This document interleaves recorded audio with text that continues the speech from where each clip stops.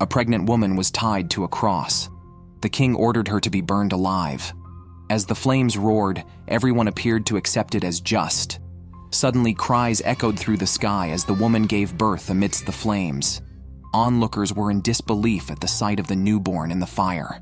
Suddenly, a werewolf named Herman appeared behind the king. He bypassed the guards, not to attack the king, but to jump from a windowsill into the flames. He rescued the newborn and fled through the crowd on a warhorse. Herman, a Makai knight with the title of Ancestral Wolf, was too late to save his wife, the woman being executed, but managed to rescue his son. The execution was due to the king falling severely ill, leading his trusted advisor Mendoza to convince him that his illness was caused by a witch's curse. Believing this, the king initiated a nationwide witch hunt. This not only involved capturing witches, but also allowed civilians to carry out vigilante justice against them. Many women, including Herman's wife, were killed due to this decree, which also enabled criminals to commit crimes under the guise of witch hunting. The empire itself began to falter under the strain of the witch hunts. In the blink of an eye, the witch hunt had been ongoing for 17 years. The infant born amidst the flames, Leon, had grown into a handsome young man. Through the power of his bloodline and a gift from his mother, he became a powerful Makai knight Garo, just like his father. One day, a group of imperial pursuers found Leon. It turned out that Mendoza, aiming to eliminate any future threats, had been sending his minions to hunt down Herman and his son for 17 years. The enemies set fire to kill Leon, but Leon, now the Golden Knight,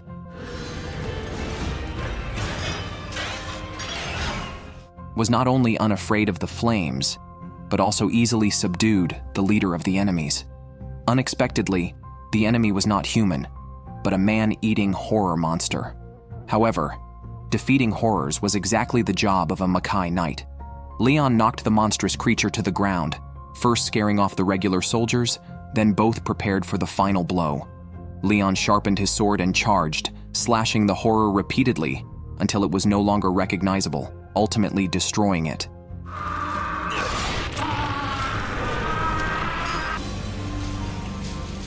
Herman arrived belatedly. Faced with Leon's curiosity about the horror, Herman finally decided to reveal the reasons behind Mendoza's witch hunt.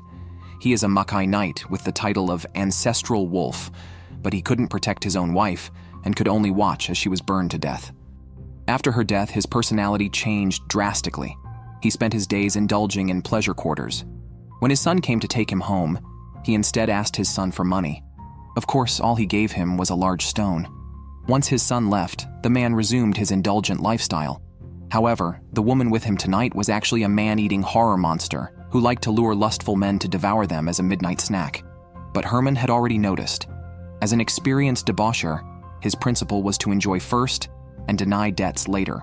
The woman, thinking she had seduced him enough, was ready to devour him in one gulp. Having had his fill, Herman promptly killed the horror with a single strike, proving his status as one of the strongest Makai knights.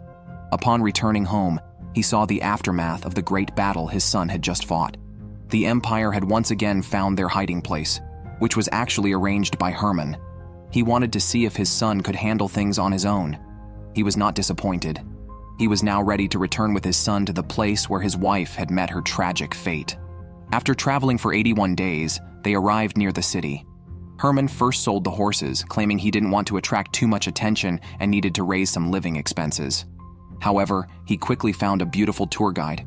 In just a moment of distraction, Herman's face was covered with lipstick marks, and he sent his son Leon to explore alone. Leon, grumbling, went alone to the site of his mother's death. As he was lost in thought, a strange man nearby thought Leon was interested in witch executions and told him that recently many women had been taken into a nearby tower, possibly a new site for executing witches. At that time, a woman named Emma was inside the tower, captured by Mendoza's minions for using healing spells. She was told that anyone confirmed to be a witch would face execution.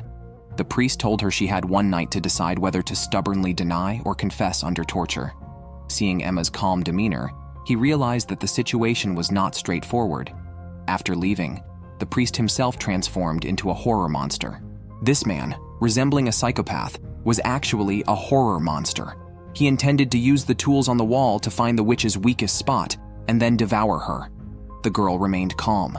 After the man fully expressed his thoughts, she changed her posture and gently shook the bells on her thigh, which seemed to control him. This was Emma's method to test if the man was a horror. Once exposed, the man revealed his true horror form. At that moment, Herman burst in, and Leon attacked the horror with his sword. They broke through the wall together. Herman tried to show his chivalry to Emma, who found him bothersome and chased after the horror using a teleportation spell. The horror, knowing it was outnumbered, transformed again, ready to fight both. Emma and Leon shared a smile in midair. Sensing Leon was weaker, the horror targeted him. Leon was thrown down to the bridge, landing right at his mother's execution site. Memories of his mother flooded back, and he transformed into the Golden Knight, though visibly not in his best state. The horror took advantage of this, launching a sneak attack. Leon retaliated with a fiery blast along the chains, repelling the foe but also injuring his ally. Seeing the dire situation, Herman transformed into the Shadow-Cutting Knight to control his frenzied son. As the horror tried to flee, Emma pursued it with her whip, striking it into oblivion. No wonder she had been so composed when facing the horror initially. Herman stabbed Leon's transformation device with his sword, helping Leon regain his senses and deactivating the Golden Knight armor. Leon's inheritance from his mother became uncontrollable due to a witch hunt 17 years ago, which cracked the Motto Ring that controlled his powers. Without the Motto Ring, Leon often lost control when transforming into the Golden Knight. At that time, Herman sought the help of Gale, an alchemist, to repair the ring. 17 years later, Gale notified Herman to retrieve the ring from his lab. However, just before the final ceremony, Gale's apprentice, seduced by evil, tried to take the Motto Ring for himself. He turned against his revered master, intending to flee with the ring, but unexpectedly encountered Emma. He was originally a knight of justice, but became a slave to demons due to his obsession with power that wasn't his. He not only killed his master, but also stole the Golden Knight's exclusive Motto Ring. However, he didn't realize that without the bloodline power, he couldn't unleash the Motto Ring's potential, rendering his actions futile. He then tried to pin the murder of his master on Emma, who happened to pass by, but Herman ruthlessly exposed his deceit. Knowing he couldn't justify his actions, he used demonic power to transform into a horror monster. Seeing the transformation, Leon wanted to test the strength gap between himself and the powerful horror. Quickly morphing into the Golden Knight, he charged at the horror, who countered with long-range attacks to block Leon's approach. Agilely, Leon charged directly at the horror, who then shifted forms for close combat and used phantom fire to trap him in memories, nearly causing him to lose control. Fortunately, at the crucial moment, Emma intervened, using her silk threads to shatter the horror's vital shield. Then, Leon charged at the horror, leaped behind it, and stabbed it with his sword, reclaiming his own Motto Ring, Zaruba. Zaruba pulled Leon into another space to form a pact. Zaruba would grant Leon power, and in return, Leon was to sacrifice his life on the night of a full moon. Once made, the pact could not be revoked. Leon finally gained the full power of the Golden Knight and completely destroyed the horror in front of him.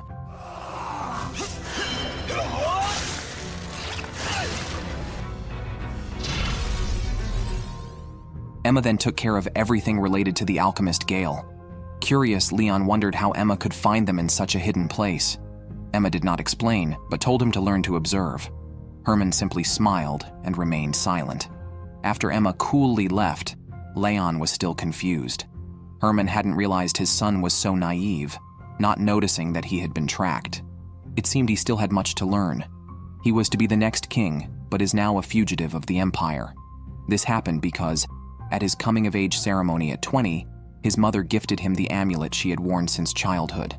Unknown to them, it was actually a badge symbolizing the lineage of the Golden Knight, which was recognized by a sharp-eyed maid. She reported this to Minister Mendoza, who harbored hatred for the Golden Knights and could not accept someone with the Golden Knight lineage becoming king. He planned to disqualify Alfonso from kingship. The next day, Mendoza brought his loyalists and stormed the royal palace, where he found Alfonso's mother administering medicine to the king. He halted the queen's actions, accusing her of poisoning the king's medicine. While the queen tried to explain, Mendoza had her forcibly taken away. By the time Alfonso learned about this, the queen was already locked in a prison cart en route to trial. Alfonso rode after the cart to seek the truth, but the queen urged him to flee. Seeing the pursuers behind him and wanting to find a way to rescue his mother, he had no choice but to escape the capital. Clearly, Mendoza was not planning to let him go and sent his men to capture Alfonso. Unaware, Alfonso was discovered by the enemy, but unexpectedly, these soldiers turned out to be demons. With his knightly lineage unawakened, he was no match for the demons and was nearly killed. At that moment, a sword-wielding man saved him, swiftly defeating the demons. This man was the legendary hero of the Empire, Stronghold Knight. He then led Alfonso to a dilapidated knight's chapel. The man introduced himself as Raphael and began explaining how the Makai knights and mages have protected the country from the horrors. However, as the number of horrors decreased, people forgot their contributions and even persecuted them based on rumors. The Makai knights and mages could not retaliate against ordinary people, and most of the country's defenders were killed under strange lies, all orchestrated by Mendoza. Raphael then shared the story of Leon's mother, revealing she was actually Alfonso's aunt. The family of the Golden Knights had a rule to prevent their lineage from vanishing. Each generation would have at least 2 children, one raised as a knight or mage, and the other raised as an ordinary person by others. If nothing happened to the main family's child, the other's identity would remain hidden. Thus, although they were sisters, they might never know each other. The only ones aware of this secret were Stronghold Knight and Alfonso and Leon's grandfather. Now aware of the power within him, Alfonso felt somewhat inflated, but Raphael quickly made him see reality. Currently, he lacked the strength to fight monsters and could not even wield his designated sword.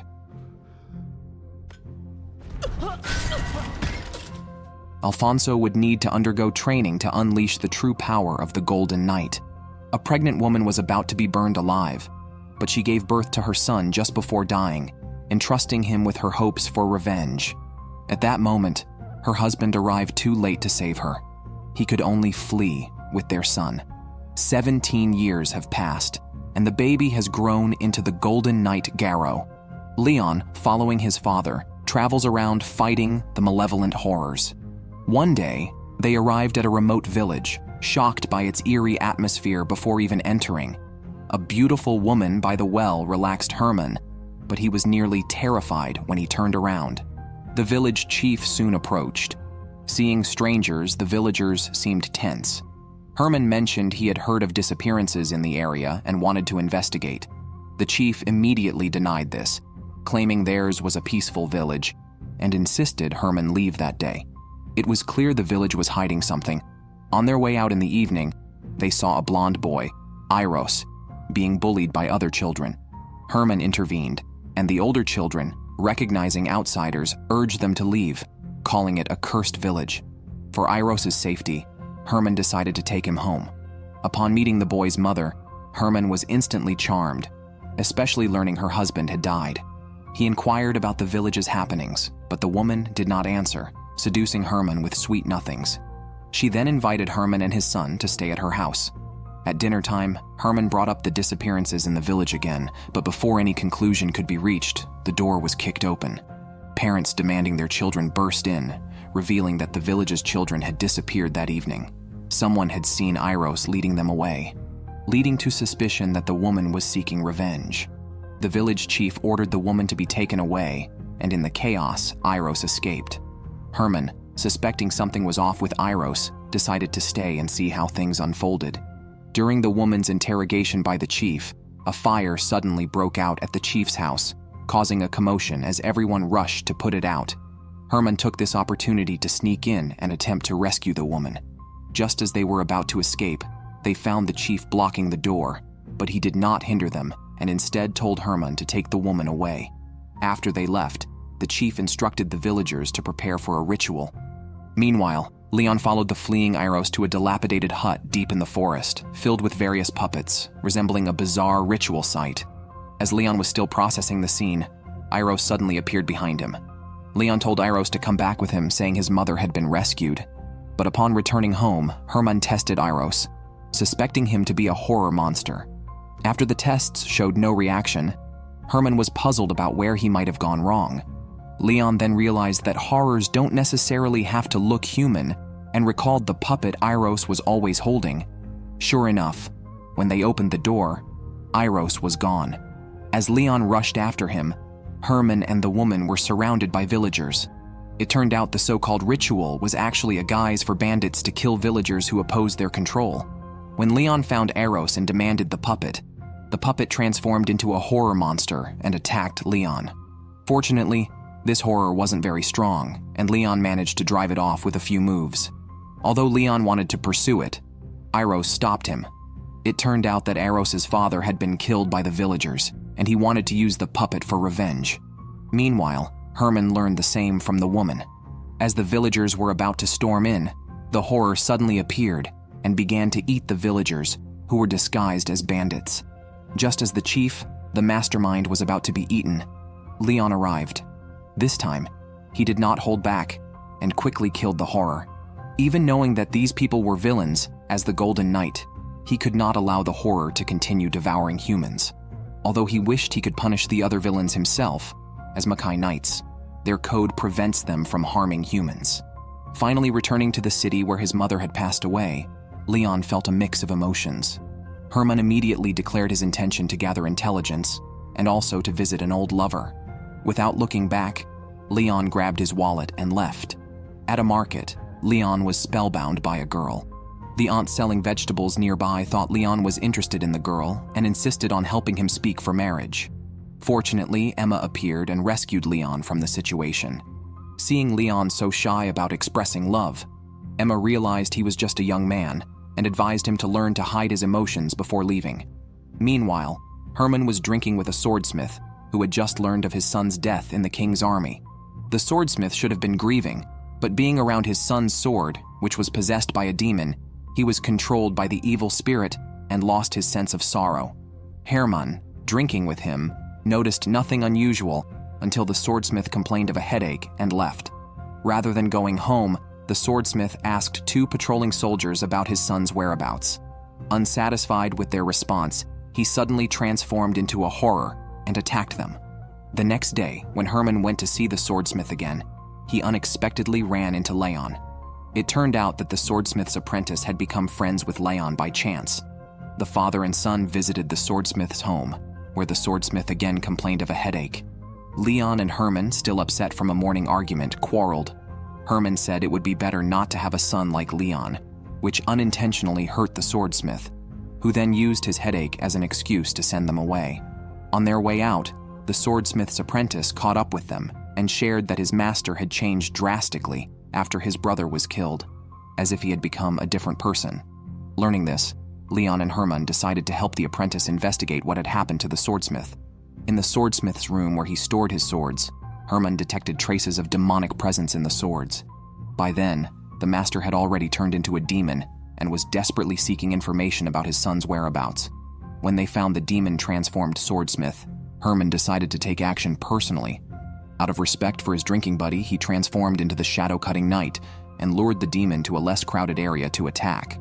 Herman proved more adept at handling horrors than Leon, easily dispatching the demon with his combination technique and saying farewell to the friend he had only known for a day. Herman then explained that people turn into horrors due to inner fractures, which give demons an opportunity to take hold. At that moment, Emma arrived and informed Herman that there seemed to be corruption in the selection of kingdom knights.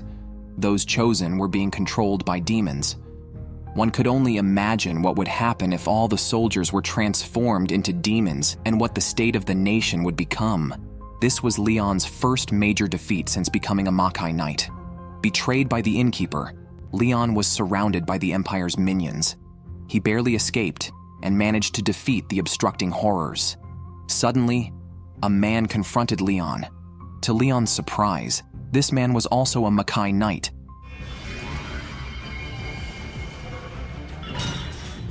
But his evil aura sent shivers down Leon's spine. Dodging the man's attack, Leon transformed into the Golden Knight and charged at his foe, slashing in mid-air. However, the enemy mocked Leon's weak attack.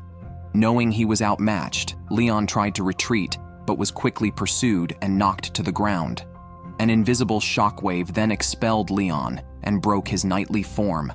Just as the enemy was about to finish Leon, Emma used a rope to pull him away.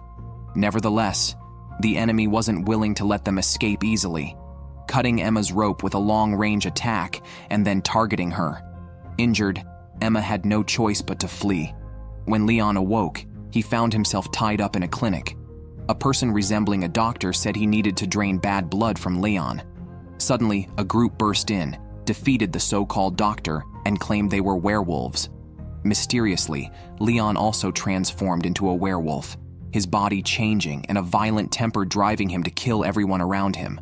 Disbelieving what he had done, Leon fled into the darkness. When he woke up again, Leon found himself in a strange house where everyone called him Louis. He also discovered that he had amnesia. An old man told him that he had been attacked by werewolves, which caused his memory loss. Before Leon could ask more questions, everyone's attention was drawn outside by a clown. Following the crowd, Leon ended up at a church where a man patted some children on the head, selecting them for a journey to Rugaraza. The other children had to return home disappointed. A nun then stopped a girl, who excitedly told her that Louis had returned. The nun's shocked expression indicated that the situation was complicated. By evening, Leon encountered the nun again and stopped her to inquire about his identity. Seeing his amnesia, the nun told Leon that she had saved his life and that he had fled to this place from abroad. Unable to argue due to his memory loss, Leon returned home to find that the old man and his sister were not there. Driven by intense curiosity, he opened a locked cabinet and found only a sword inside. When he gripped the sword, all his lost memories returned. He realized the old man had deceived him. The man was a Mado Ring sorcerer who had used a potion to erase Leon's memory. When confronted, the old man explained that it was all for the girl. Her parents had been killed 5 years earlier, falsely accused of being werewolves. Her only remaining relative, her brother Louis, had run away from home. To make the girl believe Louis would come to fetch her, the old man had Leon temporarily assume Louis's identity. On the other hand, his sister had already met the real Louis. It turned out that Louis had been disguising himself as a clown to stay close to his sister. He then took her to a monastery. Originally, when he was sent to Rugaraza after being selected, it was not for a good cause, but because he was trafficked by human traffickers. Louis suffered various torments on the traffickers' ship, and eventually, the evil thoughts turned him into a horror's monster. He didn't want other children to be deceived like him. His return wasn't only to seek revenge on the monastery, but also to rescue the trafficked children. Thus, he disguised himself as a clown, a figure beloved by children, to lead them away. Just as he was about to leave, Leon caught up with him. Although he could understand Louis, once he turned into a horror's monster, Leon could not just stand by. Eventually, Leon transformed into the Golden Knight and quickly subdued the horror's monster with just a few strikes. Even though he had eliminated the demon, Leon was not happy. The situation with Louis made him start to question whether he was truly upholding justice when defeating horror's monsters. The strongest Makai Knights fell victim to a honey trap. The enemies were not horror's monsters, preventing Herman from attacking them. He was lured into a warehouse by a woman and completely fell for her after just one kiss. Unable to resist the temptation, his true nature was fully exposed. At that moment, the woman's accomplice kicked in the door and his wallet was stolen. They didn't plan to let Herman go, forcing him to flee naked.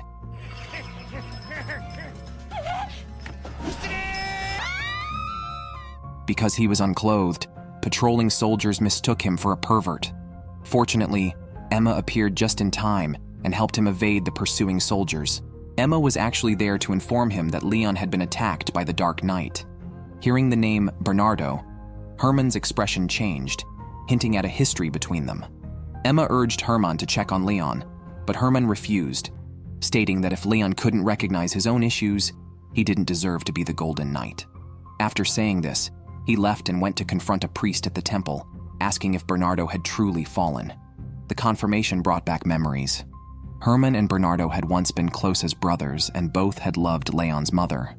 Herman won her heart, and Bernardo, rather than being jealous, blessed their union. One day, due to a witch hunt, they were chased by Imperial soldiers. Herman and Anna, who was pregnant, were knocked off their horse. Bernardo insisted Herman escape with Anna while he stayed behind to block the soldiers. Due to the rule that Mackay Knights cannot attack ordinary people, Bernardo lured the soldiers to capture him instead.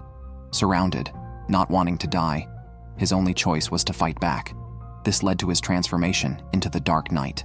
At night, Herman returned to the warehouse where he had been during the day, hoping to retrieve his clothes and weapons. However, he was ambushed by someone. Upon closer look, it was the same woman from earlier. She hugged him again. Herman didn't understand what she wanted, but then noticed she was covered in bruises. She told him that after he left in the morning, one of her companions had suddenly turned into a monster. At that moment, the individual appeared at the warehouse door and transformed into a horrors monster. Now Herman had a reason to fight it.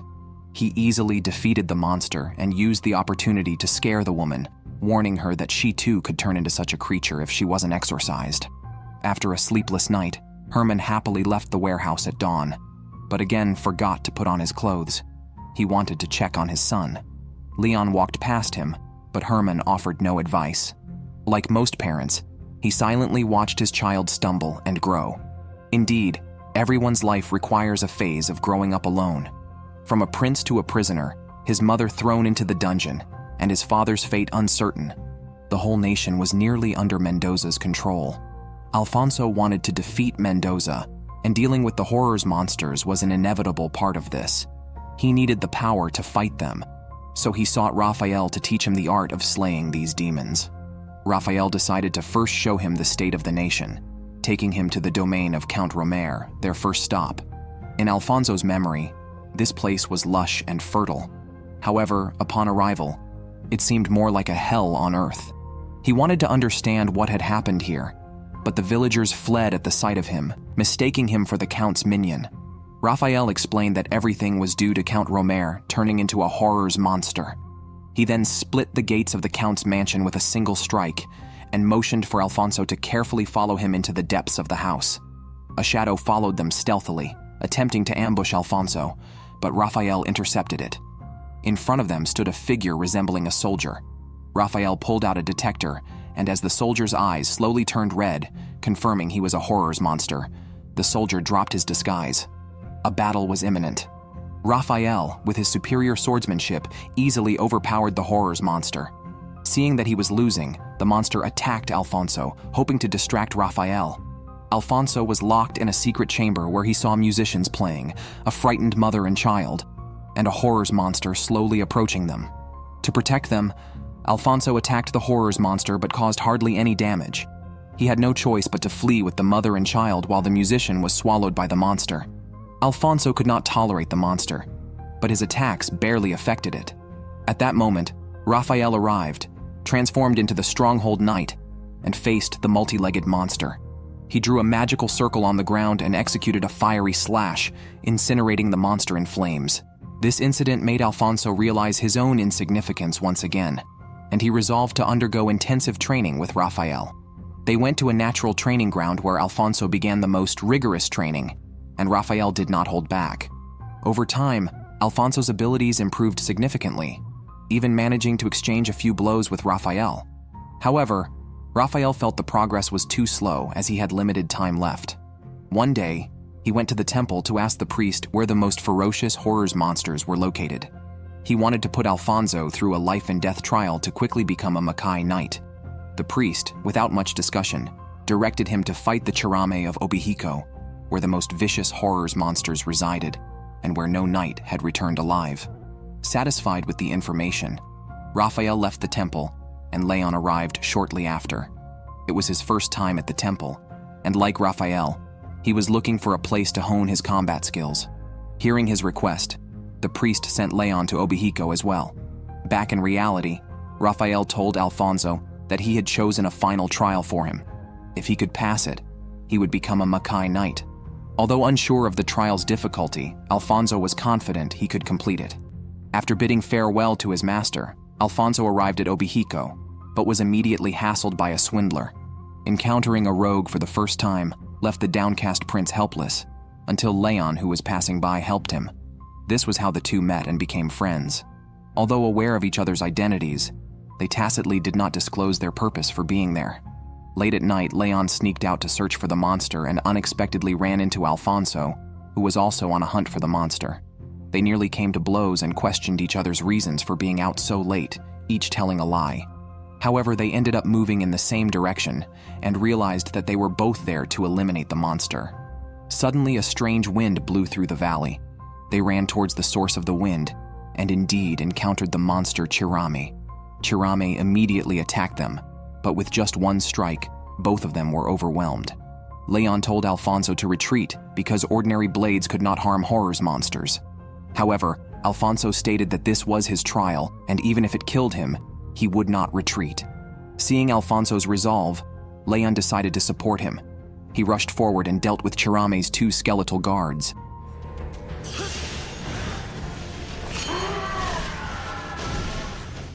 Seizing the opportunity, Alfonso jumped onto the monster's head and shattered the stone tablet on its body. He thought this would destroy the monster, but instead, it unleashed the monster's seal.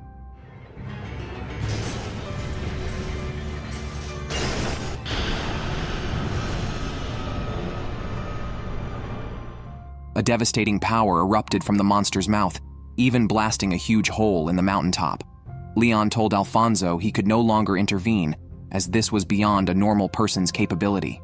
Leon then transformed into the Golden Knight and charged at the monster.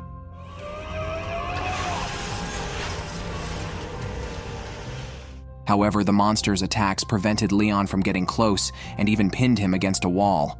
Alfonso tried to help but was knocked away by the monster with a single blow. Just as all seemed lost, Raphael appeared. He reminded Alfonso not to forsake the knight's honor and transformed into the stronghold knight, rushing towards the monster.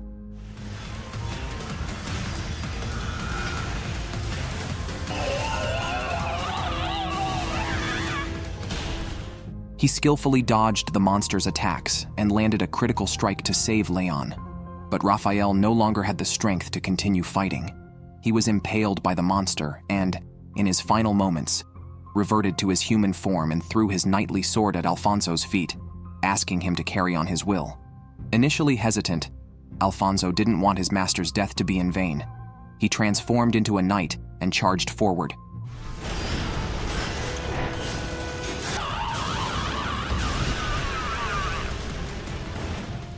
With a final blow, he struck the core of Cheram, completely destroying the monster.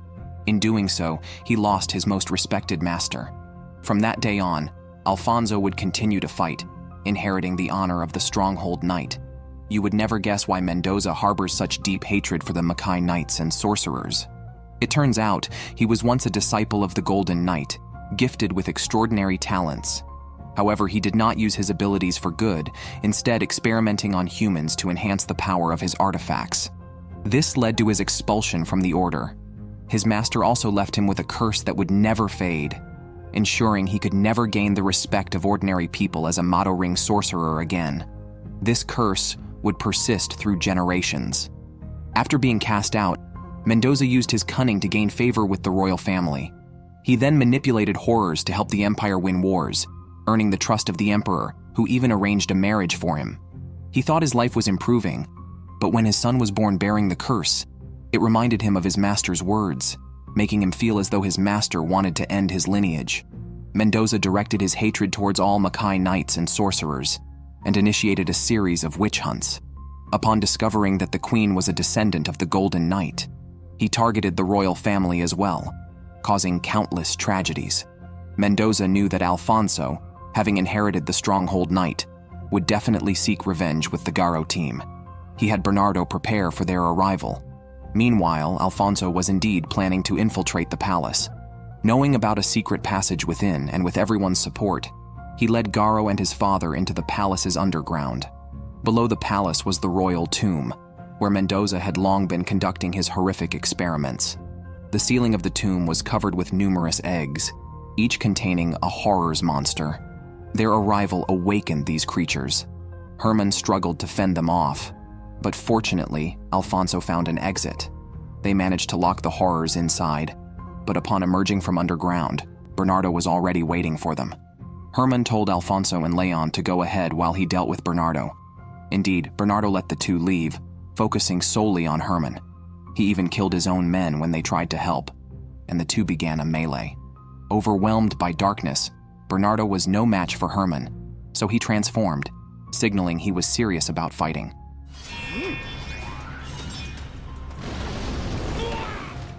However, Herman remained human and sat down, curious about what Bernardo had gone through after he left.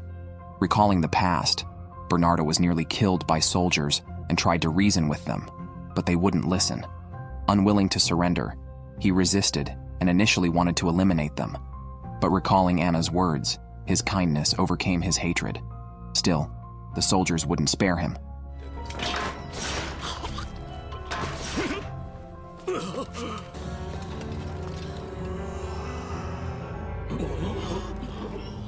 Desperate, he ultimately abandoned his principles and struck down the soldiers. Seeing ordinary people killed as witches, his beliefs shattered. He questioned why he should protect such people. At that moment, Mendoza appeared, healed Bernardo's wounds, and successfully recruited him into his alliance. Hearing this story, Herman became furious, unsure how to face Bernardo now, realizing his own actions had led to Bernardo's current state. Yet Bernardo's fall compelled him to confront him.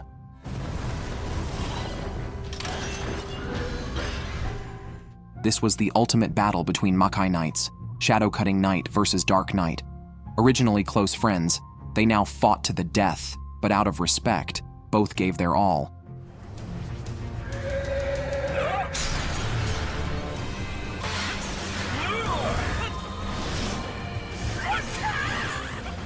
When regular moves failed, Dark Knight merged with his steed to launch a powerful attack. Shadow-Cutting Knight countered with his Tornado Dragon Slash. The clash engulfed them both, forcing them out of their knight forms. Herman expressed his desire to stop fighting, but Bernardo mocked him as a pitiful man. They continued to fight hand to hand. Herman managed to capture him, but was unexpectedly stabbed by a weapon hidden in Bernardo's prosthetic limb. Herman retaliated with a boomerang, hitting Bernardo. As life and death blurred, Bernardo seemed to regain his conscience, suddenly caring about Herman and asking about Anna. Herman lied kindly to him. In the end, Bernardo asked his old friend to help find a successor. Before Herman could respond, Bernardo turned to ashes. On the other side, Leon and Alfonso had found the arch-villain Mendoza. Eager to defeat him, Leon couldn't break the barrier Mendoza had created. Mendoza then showed them a new magical device he had made, planning to summon the most powerful horror monster from a magic mirror. Suddenly, two giant hands emerged from the mirror. Mendoza declared that this horror, along with the Millennium Red Moon, would completely destroy the country. To stop him, both transformed into their Makai Knights forms. Leon broke the barrier and charged at Mendoza, while Alfonso grappled with the horror. Mendoza attempted a verbal assault to break Leon's resolve. Angered, Leon began to lose his sanity and was immobilized by Mendoza. With a light touch on Leon's head, Mendoza made him recall his mother's death and manipulated his memories. Unable to cope, the curse within Leon erupted, turning him into a berserk Garo.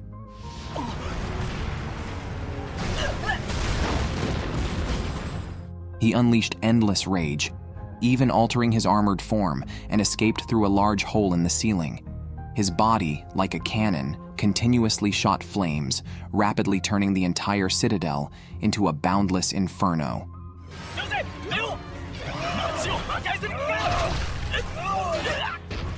Seeing his people suffer, Alfonso couldn't accept it. Garo, once considered the guardian deity of the nation, was now destroying it. He believed Leon was unworthy of using Garo. Herman arrived and told Alfonso that destroying the emblem on Leon's armor would suffice. Watching his out-of-control son, Herman was filled with regret. Leon continued to lose control. Alfonso transformed again and charged into the flames, but was no match for the berserk Garo and was flung aside by Leon. Just as Leon was about to destroy the city, Emma arrived in time. She temporarily restrained Leon with ice threads, but he quickly melted the ice. Alfonso seized the moment to attack, skillfully hitting the emblem on Leon's waist. Using a knight's kick, Alfonso sent Leon flying to the moon, which reverted him from his berserk state. As Leon fell and was about to crash, Emma used her threads to cut down a tower, lessening the impact of the fall, allowing Herman to catch his son. Realizing his son was alive, he knew Alfonso had held back. Meanwhile, Mendoza had completed his real experiment. To combat the monster, Alfonso picked up Leon's sword and transformed into the Golden Knight. As a blood relative, he too could become Garo. Alfonso charged at the monster, using his shield to block its attacks, but was caught by its tail and nearly dragged into the demon realm.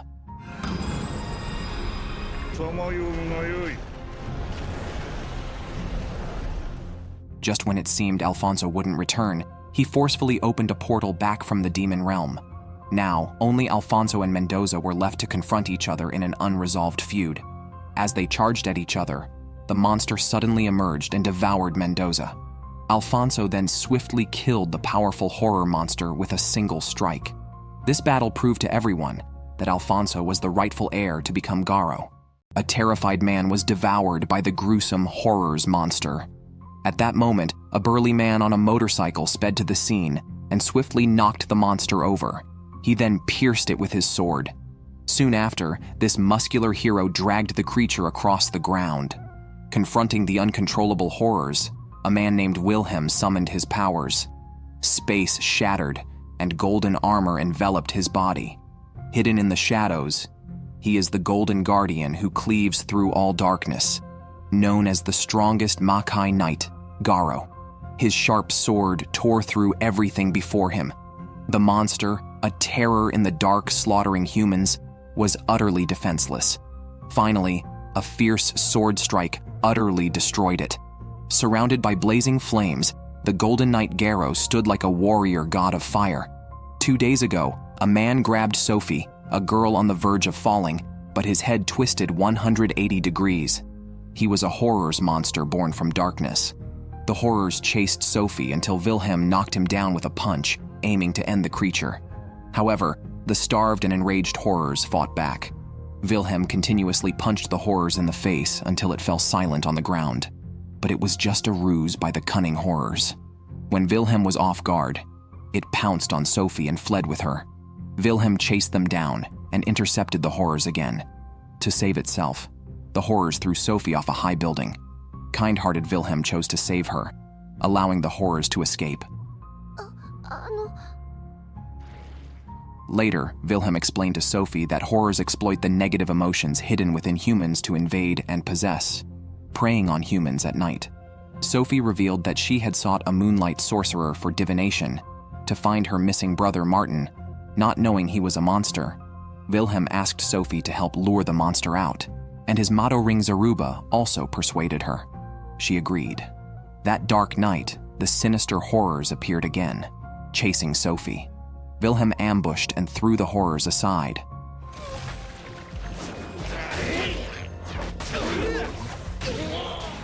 After injuring it, Vilhm demanded the location of El Dorado, the Golden Country, which was also the clue left by Sophie's brother. The horrors mocked Vilhm's foolish dreams. Then it transformed into its terrifying true form as red lights glowed. Vilhm summoned the Motto motorcycle and took Sophie to dodge the relentless pursuit. Despite the horror's persistence, Vilhm's superb driving skills eventually shook it off, and he took Sophie to safety before setting out to destroy the monster.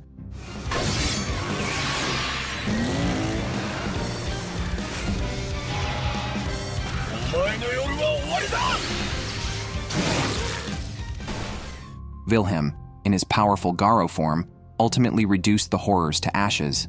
This horrors monster, who went out for a night run to exercise and snack, was being chased by the Golden Knight. Despite its fast speed, it was caught and severely beaten by the Golden Knight. This monster was once a rising star on the athletic track, having won numerous accolades. However, a career-ending injury on the track left it unable to run, leading it to despise its fate. It questioned why fate allowed others to keep their legs while it lost its own, which were crucial to its achievements. Overwhelmed with emotion, the man fell to the ground, where a sinister voice spoke to him. Sensing his hatred, the devil tempted him, promising that giving in to possession would fulfill his desire to run again. The man agreed, and the horrors from the demonic realm entered his body, letting him run wildly on his legs, now controlled by the horrors. It was snack time for the horrors. Meanwhile, Makai alchemist Luke spotted the creature from a high-rise building. He had never seen a horrors move so swiftly, making him wonder if it had 18 legs. He lost the signal, and thus the trail. The next day, Luke met Vilhm at a restaurant operated by the watchdogs. Vilhm, seeing the plump waitress, continued his habit of praying in gratitude. The mission assigned by the watchdogs was to hunt down the horrors seen the previous night. Vilhm had also been tracking it but lost it. The watchdogs, a group of powerful Makai priests, do not interfere directly in human affairs, but delegate the task of eliminating horrors that escape from the demonic realm to Makai knights. Luke and Vilhm went to the district where the horrors monster had disappeared to investigate. However, Luke found no clues. A distressed woman was searching for her missing husband, who, she revealed, had been a sprint champion and was disabled due to an accident, but had vanished the previous night. Vilhm and Luke immediately suspected a connection between her husband and the horrors monster. Luke instructed Vilhm that if he spotted the horrors, he should drive it towards the slums where Luke had set up a trap to deal with it. After this, the aloof Luke left. A tired woman returned home where a man approached her. It was her missing husband. To her shock, he was standing up and complained of being very hungry, then attempted to eat her. The horrors monster lunged at its human wife, but Vilhm, who had anticipated this, appeared and saved her. Sensing something amiss, the monster fled, starting a dizzying chase. Transformed into Garo, Vilhm rode his Mado motorcycle and executed a sharp drift to block the horror's path, herding it towards the arena Luke had prepared. The foolish monster's movements were completely visible to Luke from a high-rise building. Luke, armed with his Makai guns, took aim and fired a demon-eliminating bullet at the horrors. Just then, a bystander appeared. To avoid harming the innocent, Luke had to hold back his lethal shot and change the battle site. He reloaded his sniper rifle and shot from 180 kilometers away, aiming to finish off the horrors. But at the last moment, Vilhm took the kill. The detached Luke, unbothered by the outcome, coolly exited the scene. Vilhm comforted the woman who had lost her husband. Luke cast a spell that erased the woman's memory of the incident. The next day, the woman, with no memory of these events, continued to search the streets for her lost husband. This delicate and beautiful woman has a unique, unknown hobby. Not only can she crawl on walls like a spider, but she also enjoys eating raw meat. Isn't she interesting? Meanwhile, a girl named Sophie is on her way to meet this woman in search of clues about the legendary city of El Dorado. She has been asking about the whereabouts of the knight Vilhm in armor forums. She then learns from a roommate at the orphanage about a recent paranormal event involving a priest who used to visit them and has mysteriously disappeared. Ever since, faint moans can be heard at night from the church. Sophie thinks Vilhm might appear there. After asking around, Sophie finally arrives at the church and meets the beautiful long-haired woman introduced earlier, who is Mary, the priest's sister. Kind-hearted Mary invites Sophie inside. She tells Sophie that she has been seeking help from local police since her brother's disappearance, but to no avail. Sophie empathizes deeply, as she has also been searching for her own brother without giving up. The two women feel a closer bond. Sophie curiously observes the withered flowers scattered around the house. Mary explains that keeping them has been a long-time hobby of hers. Suddenly, the doorbell rings. Opening the door, they are surprised to find Vilhm holding fresh flowers. Vilhm is equally surprised to see Sophie there. He then reveals his purpose. He came to visit the beautiful Miss Mary. He comforts Mary, who has lost her brother, and wishes he could move in immediately to take care of her. Sophie watches this scene speechlessly.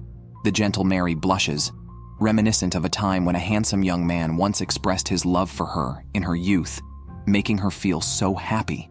It seems as if she hears her brother's voice behind her, interrupting her memories, as the flowers fall to the ground. Sophie followed Vilhm as he turned to leave and stepped outside, hoping to learn more about the Golden Country. Vilhm tricked her into looking away, then sped off on his motorcycle, advising Sophie to return home before sunset. Sophie didn't take his words seriously, and as night fell, she returned to the church. Mary was delighted to warmly welcome Sophie back, and the atmosphere was cozy and congenial. Sophie asked Mary if her brother was as gentle as hers. Mary paused and said, "He loved me more than anyone else and often told me how pretty I was. Though his words were gentle, they now seemed eerie. It turned out that Mary's brother was a perverse sibling controller with an intense possessiveness over her, not allowing any man near her. Once a naive and romantic Mary lived under the violent shadow of her brother, leading her to see the world in shades of despairing black and tragic red. Abused by her brother, Mary felt the world mourning for her as she wilted like a delicate flower. With bloodshot eyes, Mary slowly approached Sophie, who was terrified and ran away, finding herself in a basement where Mary had once been tortured. The room was filled with bloody torture instruments and scattered long hair, testifying to Mary's suffering. More horrifying was a decayed male head buried among fresh flowers, identified as the priest's. Suddenly, noises came from above as Mary broke through the ceiling. Sophie watched in horror as Mary gnawed on the priest's head, then transformed like eating a magical red mushroom into Super Mario. Mary had become a horror's monster. At a critical moment, the reliable Vilhm swooped in on his motorcycle from the sky. Facing the charging horror's monster, he swiftly grabbed it and told Sophie to leave quickly before dragging the monster outside for a hand-to-hand fight. Sophie, feeling helpless but wanting to assist, tried to move the church's large bell to create trouble for the monster. The monster quickly dodged, but her action caught its attention. Vilhm then transformed into the Golden Knight and decisively defeated the horror's monster with a single strike. Meanwhile, Sophie was hit by a dislodged bell clapper and fell from the building. But fortunately, a motorcycle controlled by Zaruba saved her in time. Sophie pleaded with Vilhm to help her search for clues to the Golden Country.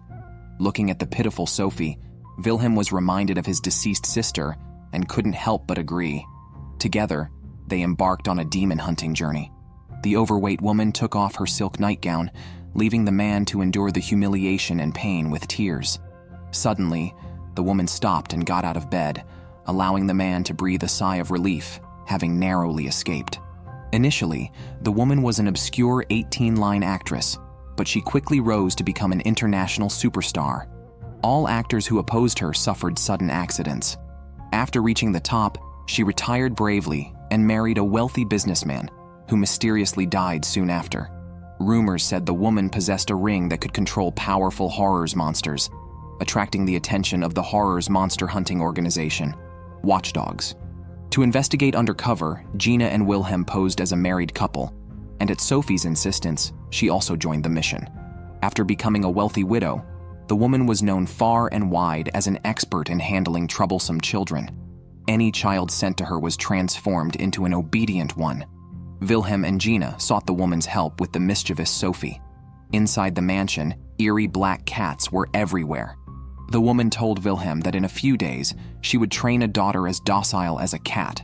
Meanwhile, Gina took Sophie and left on a pretext to investigate, leaving Vilhm to deal with the woman.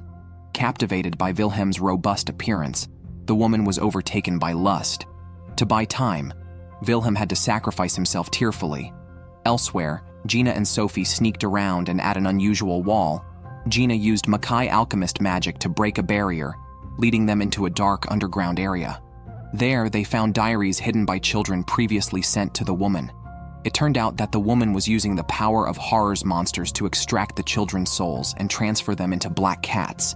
Deep underground, they found a crimson summoning circle used for calling demons. Gina guessed this circle was a medium for horror's monsters to enter the real world. Just then, the overweight woman appeared. She had sensed Gina's entry into the basement and prepared to eliminate her, inadvertently freeing the distressed Vilhm. The woman summoned the castle's black cats, which transformed into dark tentacles attacking Gina. However, Gina's magical potion easily destroyed them. Seeing the damaged Maddo ring, Gina realized that the woman did not have the power to control horror's monsters. Originally, when she summoned the horror's monsters using counterfeit Maddo rings, she was overpowered and consumed by them, becoming a horror's monster herself. Only when Gina exposed everything did the woman realize she had long been dead. Losing control, she reverted to her true horror's monster form, intending to devour them. However, Gina's Maddo ring magic protected them from the dark power. Vilhm arrived just in time and fatally struck the horror's monster from behind, marking a successful completion of their first demon hunting mission together. This captivating woman drew the attention of all the men present, and she was none other than Makai alchemist Gina. Mob boss Arthur could not resist approaching her. Gina played along, and after their close interaction, she obtained Arthur's DNA authentication information. Investigator Gina's infiltration plan was already halfway to success, but she faced a man-eating computer next. Arthur, originally a mediocre, lecherous thug, rose within a month to be the biggest emerging mob boss in the region. Gina suspected that this abnormal rise was due to the influence of horrors monsters. Earlier, Gina had stormed the gang's building alone, beating fully armed guards until they were swollen and dazed, unable to do anything but watch her continue. At the last laser-filled barrier, Gina easily flipped over, but Arthur caught her at the last moment. After escaping, Gina decided to seek Vilhm's help. Vilhm, grateful to the heavens for his robust physique, was sent flying by Gina's forceful greeting. Unable to resist admiring Gina's fiery figure, Vilhm was about to pray in thanks, but was attacked by Gina's pet beast because he had entered its territory. Gina informed Vilhm that their mission to hunt horrors monsters targeted the suddenly powerful Arthur. At the top floor of their headquarters, there was a heavily guarded room, likely hiding the horrors monster. To gather information about the Golden Country from the horrors monster, Vilhm agreed to help Gina. Meanwhile, various powerful figures convened to plot a joint effort to eliminate Arthur, who now threatened them. As they were making plans, gunfire erupted. All the guards outside had been eliminated, and then 2 gunmen with Gatling guns began firing, suppressing them with overwhelming firepower. Arthur had already received intelligence and directly eliminated all rival gangs with his men, capturing the sole survivor and bringing him back to headquarters. Upon waking up, this man found himself facing a bizarre computer that was actually alive and trying to devour him alive. Arthur's newly recruited subordinate, witnessing this horrifying scene, was almost scared to death. Arthur proudly explained that it was with the continuous intelligence provided by this computer that he was able to rise from a thug to a boss. However, there was a cost: feeding the computer a living person every day. To infiltrate the final room, Gina and Vilhm split up. Gina, having gained access with Arthur's DNA authentication, was pursued by a man who noticed something off but was unaware of her capabilities. After Gina defeated him, she confirmed the presence of a horrors monster. Meanwhile, Vilhm successfully infiltrated and Gina disabled the defense system. In just 60 seconds, the forceful Vilhm dismantled a large iron door with his bare hands and entered the eerie room. Arthur, sensing something amiss, surrounded Gina with his men. Gina, playing the victim, claimed she was forced by the muscular Vilhm and had no choice. The man, recently beaten by Gina, was nearly questioning his life choices. Arthur watched Vilhm approach the computer without panic, thinking the robust man would be an extra meal for the computer. As Arthur and his thugs prepared to enjoy the show, they were nearly shocked, speechless. The computer creature they feared was about to sneak attack, but was grabbed by Vilhm, who seized its electric tentacles.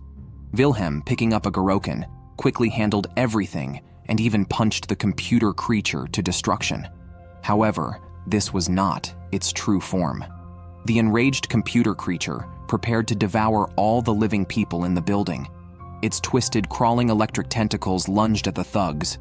Gina dropped her disguise and fired a defensive magic bullet, temporarily halting the rampaging tentacles.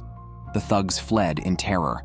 Arthur, unwilling to lose everything, pointed his gun at Gina, having lost his sanity. At the last moment, a man with a newly found conscience switched sides and knocked Arthur down. At this point, the electric tentacles began to spread toward them. The grotesque full form of the computer creature finally appeared, and Vilhm transformed into his golden Garrow form. Above them, Vilhm swiftly cut through all the tentacle attacks of the computer creature. After an intense battle, Vilhm knocked the creature to the ground. Then, descending from the sky, his raging aerial slash pierced through the body of the computer creature. With a thunderous explosion, the horrors monster was destroyed, and Gina and the man were saved. As Gina prepared to leave, the man questioned her, asking why she would save someone like Arthur. Gina responded with a fiery red-lipped kiss, leaving the man in shock. Arthur, however, could not escape his fate and was shot by a former enemy after losing his power. Have you ever heard of a movie theater that likes to eat couples? This horrors monster, transformed from a single person, secretly drags girls inside itself and uses its big eyes to create illusions. Then, It swallows them whole. Boys left behind in the movie theater become single. The horror's monster hunting organization, Watchdogs, issues orders to Luke and Vilhm to investigate the strange disappearances occurring frequently at the cinema. The aloof Luke mocks Vilhm, saying he's now just a babysitter and probably too busy to handle this case. Vilhm, frustrated by Sophie making faces, says nothing. Luke goes to the cinema alone and tricks the ticket seller into giving him a ticket using his madog. Everything seems normal until the movie ends, and it appears the horror's monster might not exist. Sophie, eager to help, learns from an all-knowing forum that the previous disappearances all occurred in cinema seat L13. Luke visits the cinema again and luckily sits directly in seat L13. An unusual event occurs. The movie screen shows scenes of a young Luke practicing sword fighting with his father, a formidable Silver Knight who had strict expectations, hoping Luke would inherit the title of Silver Knight. At this point, Luke is trapped in the horror's monster's illusion. Upon hearing of Luke's disappearance, Vilhm rushes to the cinema. Mendoza Zaruba senses the presence of the horror's monster. They finally find the entrance to the barrier. Vilhm's sharp Garokin pierces through the seat, and surprisingly, crimson horror's monster flesh spurts out. Vilhm then enters the body of the cinema horror's monster. Watching Luke trapped in the illusion, Vilhm loudly reminds him, "Didn't your mother die right before your eyes?" Luke snaps awake and the illusion vanishes. Then, a huge black horror's monster appears before him. Makai alchemist Luke quickly charges forward, firing his Makai guns wildly at the horror's monster. He then leaps up, dodging the monster's disgusting saliva attack, and lands on top of the monster's head. Under the enhancement of the Mado Ring magic circle, his magic bullets, now more powerful, fire continuously. With one fierce shot, the horror's monster's body explodes and dissipates. After Luke stylishly lands, facing the horror's monster's large eyes, he charges at it with his sword. Outside the illusion, Vilhm, holding his Garokin, also stabs at the horror's monster's magic eye. Together they strike, destroying the monster that masqueraded as a movie theater and preyed on couples. The usually reserved Luke says he owes Vilhm a favor. Vilhm tells Luke to repay the favor to Sophie instead, as she was the one who found the crucial clue. From then on, Luke truly accepts Sophie.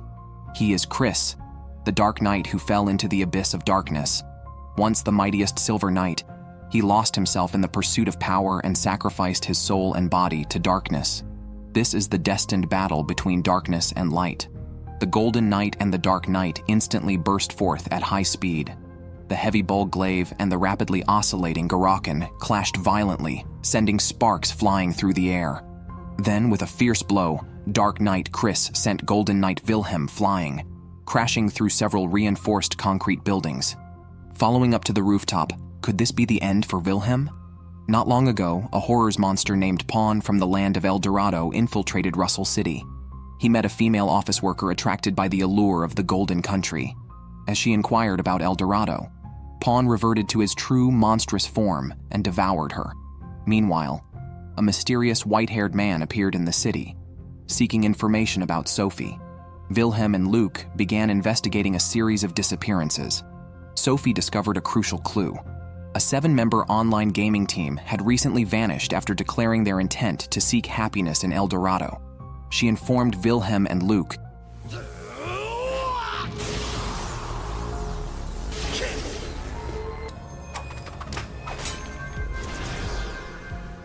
who then found the missing individuals unconscious in a store's basement. There, Vilhm noticed a map on the wall marking Sophie's orphanage as a target.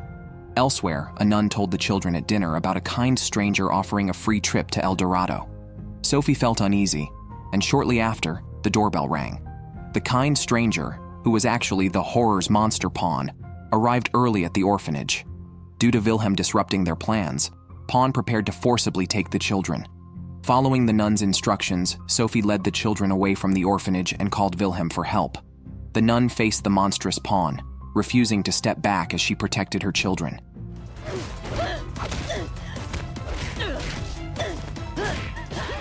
However, she was overpowered and severely wounded. Upon Sophie's return, the true form of Pawn couldn't suppress his bloodlust. Just then, the white-haired man appeared, killing the horror's monster that almost murdered Sophie. Shockingly, he also killed the nun by stabbing her, revealing that he was sent by the king of El Dorado to bring Sophie back. Vilhm and Luke arrived just in time. Seeing the white-haired man, Luke became extremely agitated and engaged him in a fierce battle on the streets. It turned out that this mysterious man was Chris, the once strongest Silver Knight and Luke's father, who had fallen to become a Dark Knight.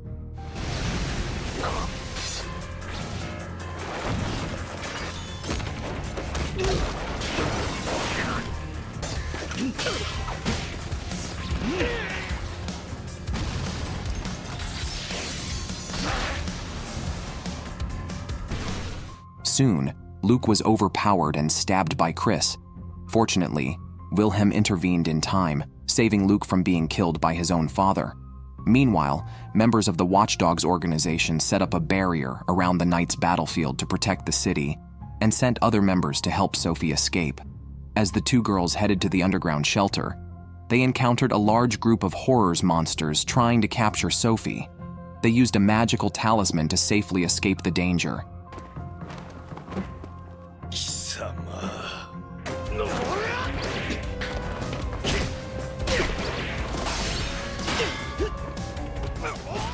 Faced with a formidable opponent, both Chris and Vilhm donned their Mattering armor. The battle between the Dark Knight and the Golden Knight began, sending violent gusts that shattered all nearby building windows.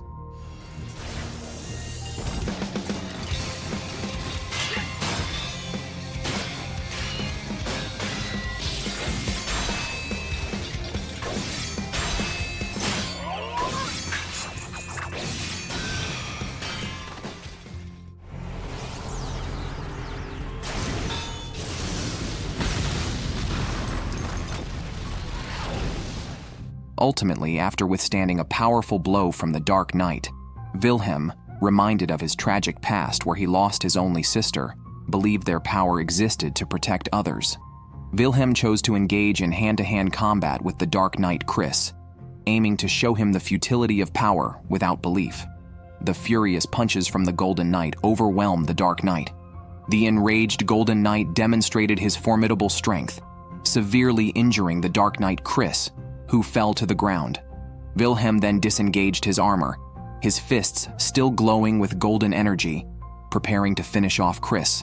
Suddenly, a blast of white energy filled the air with dust and smoke, allowing Chris to escape. Countless horrors monsters chased a speeding car. A handsome man with a sniper rifle appeared, never missing a shot, killing one horror after another. He then leapt into action, facing the dense swarm of horrors directly, took the optimal firing stance, and unleashed a barrage of bullets from his dual guns. His powerful gunfire cleared all the horrors monsters, and he stylishly landed after killing the last one. The group of four, seeking revenge against their king, headed west toward El Dorado, the Golden Country. Along the way, they overcame various challenges, including a roadside store owner who bred horrors monsters and tried to harm two girls for their wealth. This time, however, the store owner was defeated by them. A giant water demon was annihilated by the perfect teamwork of Makai alchemist Gina and Golden Knight Vilhm. Continuing west, Sophie was kidnapped by a humanoid horrors disguised as a public security officer. Vilhm was mistakenly pursued by armed townsfolk as a kidnapper.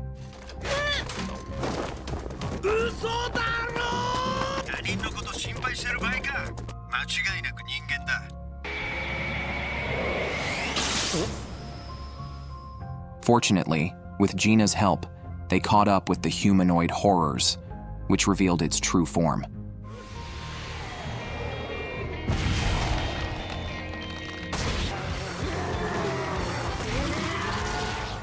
Remembering the numerous false accusations it had framed him with, Vilhm destroyed it in seconds. However, finding the Golden Country was not easy. Bishop, one of the Golden Country's three swords, led an army of horrors against them. The horrors cast a shadow over the sky, and their war vehicles kicked up dust clouds filled with malice towards Vilhm and his group. To protect Sophie, Vilhm had Gina take her away from the battlefield. The strongest Golden Knight, Gale, decided to face the massive army alone. Vilhm and Zaruba donned their golden armor and charged into the terrifying horde of horrors. Vilhm gripped his Gorokan and effortlessly slashed through the massive bodies of the horrors. No matter how many horrors there were, under Vilhm's sword, they turned from malicious and fierce to desperate and fearful. On the other side, Bishop personally led a flying squadron of horrors in pursuit of Sophie.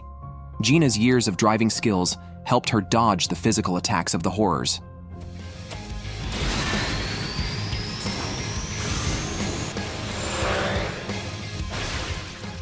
She instructed Sophie to climb into the back seat, where there was a terrifying modified Gatling gun. Sophie took a deep breath, decisively pulled the trigger, and unleashed a torrent of terrifying steel magic towards the horrors in the sky, causing heavy losses. Luke also arrived in time, dealing with the remaining horrors.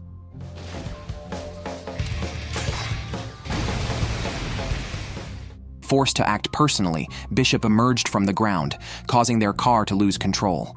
Sophie was bound by several tentacles.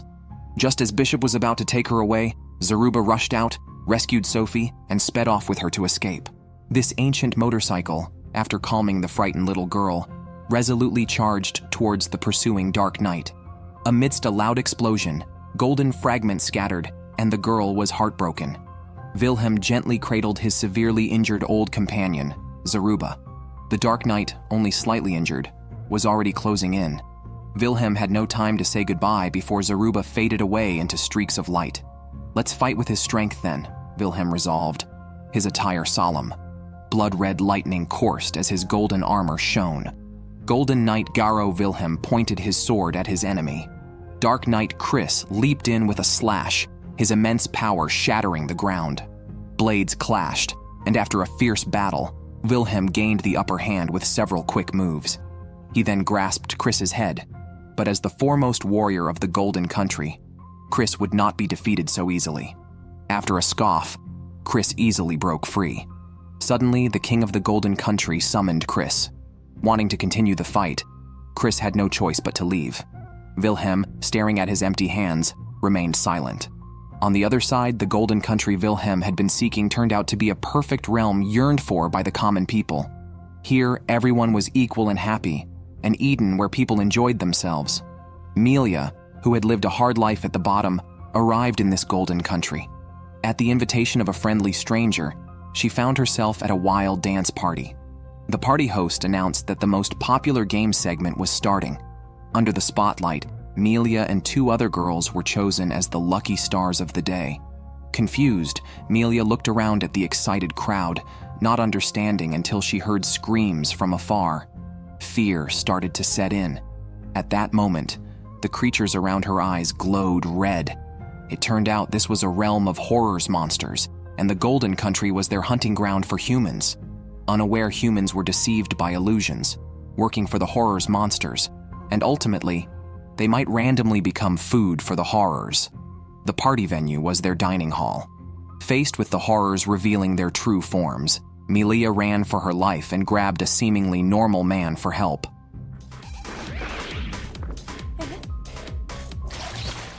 In ancient legend, there existed an evil dark Mado ring. Whoever possessed the Mado ring held terrifying power over demons.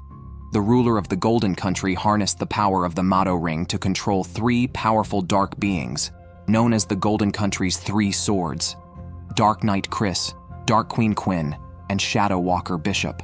A brutal horrors monster, coveting the power of the Mado ring, infiltrated the Golden Country. Opening its mouth, it suddenly spat out an organ that devoured a man's face. After two men transformed into its clones, they were absorbed into its body. To defeat the ruler of the Golden Country and seize the Dark Mado ring, the monster charged into a gathering place of horrors in the Golden Country. Surrounded by horrors, they planned to completely tear apart this audacious intruder. Eventually, the man dragged the leading horrors to the headquarters of the Golden Country. He threw the treacherous horrors against a barrier, easily breaking through and entering the building. Confronting Dark Queen Quinn, the overconfident man boasted grandly and struck first, sending his clone hurtling towards the queen. The clone, with its remarkable regenerative abilities, was unfazed by the Queen's red petal attack. However, he was soon to learn what true terror and power were. With a wave of her hand, Quinn easily bound the man's clone with countless tendrils. A demonic man-eating plant emerged, baring its fangs as fear spread. Quinn declared their crimes. The dying man reverted to his true horror's form and lunged at the Dark Queen. His sharp claws were easily blocked by the Queen, who mocked the man's overestimation of himself, crushed his hand, and kicked him away. The demonic plant pounced, devouring his body. Everything came to an end. Meanwhile, Vilhm and his group arrived in the Golden Country. Gina had returned to the Land of Guidance for another mission, and Sophie finally found her missing brother. Vilhm and Luke discovered that the Golden Country was actually a realm of horror's monsters. They began searching for clues everywhere. Sophie connected to the network of the Golden Country. A mysterious person handed her an envelope containing information about the true nature of the Golden Country. Vilhm went to the designated location and met the mysterious man, who turned out to be a staff member who developed the network for the Golden Country. Driven by curiosity, he had cracked an encrypted file and discovered that he was surrounded by monsters. He then received an anonymous message advising him to hide immediately and look for a golden knight named Vilhm. He also revealed to Vilhm that the so-called Golden Country was developed by a genius programmer who was Sophie's brother. Just then, the horrors police of the Golden Country discovered them. Vilhm and Luke, along with the man, fought their way out.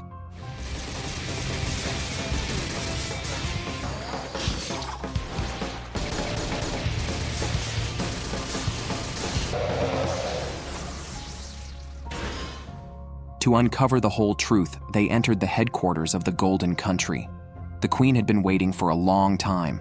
Numerous demonic man-eating plants attacked them, but Vilhm and Luke dispatched each one.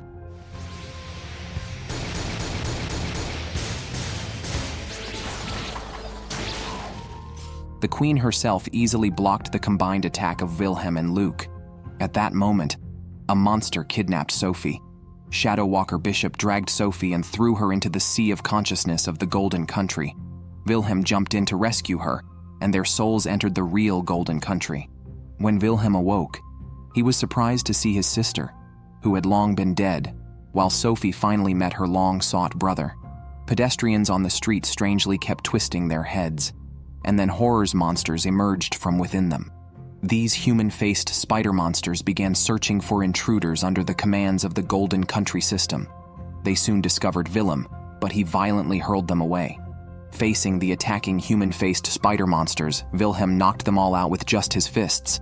However, more horrors monsters soon arrived. Fortunately, Vilhm's sister had partial access to the Golden Country system and successfully deceived these monsters. 10 years ago, an ancient horrors monster infiltrated the Cheram technology company, stole research on virtual human brain space technology, and laid the groundwork for the Golden Country network. A Makai Knight who arrived to stop it defeated the ancient horrors monster's physical form. The explosive battle that ensued affected Vilhm's sister. At that time, her soul was captured by the Golden Country, but due to her Golden Knight lineage, she retained full self-awareness. Meanwhile, Sophie finally met her long-missed brother, Martin. She was shocked to see that he possessed the Mado Ring, which could control horrors monsters, and he was actually the king of the Golden Country. Sophie desperately tried to pull the Mado Ring off her brother's finger, telling him that he had taken many innocent lives. Martin refused to believe Sophie, showed her the greatness of the Golden Country, and told her that soon, the Golden Country network would connect to the entire world, and all humanity would move there. What Martin did not know was that this so-called relocation meant the death of humanity, a plot by the horrors monsters to farm humans. Just then, Vilhm's sister found Sophie. They had come to rescue her. The Dark Queen appeared again, blocking Vilhm with numerous tentacles. In his soul state, Vilhm could not transform in the Golden Country and was ultimately restrained. His sister used her access to send Vilhm back to reality. Beside them, Sophie, heartbroken, watched the horrors monster on her brother's shadow. She decisively embraced her brother and jumped into the abyss. The siblings awoke in reality, in a place littered with human remains. Seeing everything around him, Martin seemed to hear the cries of thousands of the dead. and he collapsed emotionally, choosing to flee. Martin, once so steadfast, was now shattered inside. The once pure-hearted Martin was finally corrupted by the horror's monster within the Motto ring. Even faced with his sister Sophie's calls, he could not wake up again. Martin extended his hand wearing the Motto ring. Dark red blood of the horror's monster spurted out.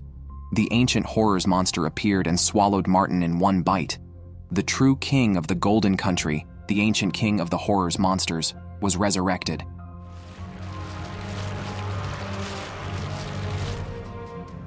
The man riding the flame motorcycle broke through the realm of void at full throttle.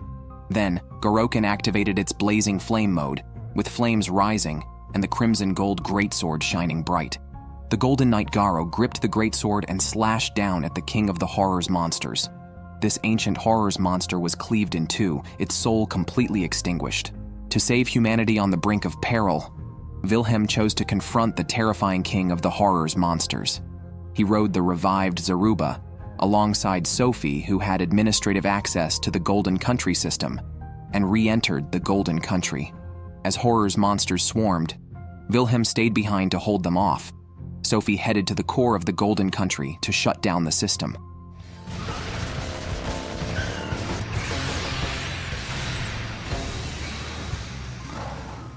The king of the horror's monsters took Vilhm by surprise, swallowing him into the realm of void. This black and white world is the absolute domain of the ancient horror's monsters. The Golden Knight Garo was gradually eroded by the void, losing his color. On the other side, all three swords of the Golden Country were deployed. The Dark Queen battled Makai alchemist Gina. In the fierce fight, the Queen revealed her true dark form and overpowered Gina. Luke was also at a disadvantage in his fight against his father, the Dark Knight Chris. Their defeat seemed certain. However, Sophie, who always believed in Vilhm, never gave up. Enduring great pain, she plunged her hands into the core of the Golden Country, calling out to Vilhm. Finally, Vilhm awoke. Because humanity, in any era, continues to fight against destruction. As guardians of humanity, they would never surrender but would cut through the darkness with their swords, even at the cost of their lives.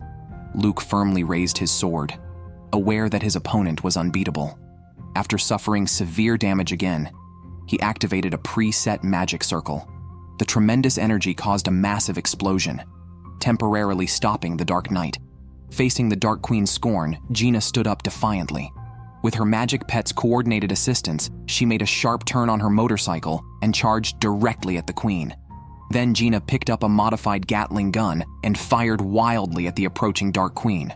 Under the terrifying firepower, the Queen was severely wounded and knelt. Gina, with her transformed dual guns, blasted the Queen's head. Meanwhile, Vilhm was fiercely battling in the realm of void. The surging power of Garo boiled within him, and he finally broke through the blockade.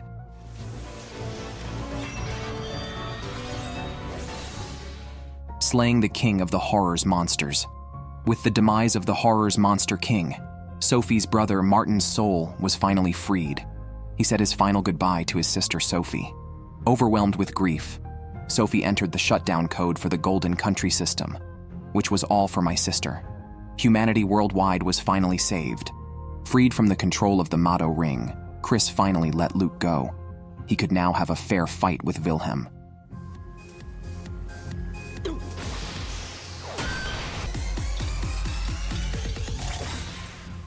A fierce battle ensued, their sharp spears and blades clashing wildly.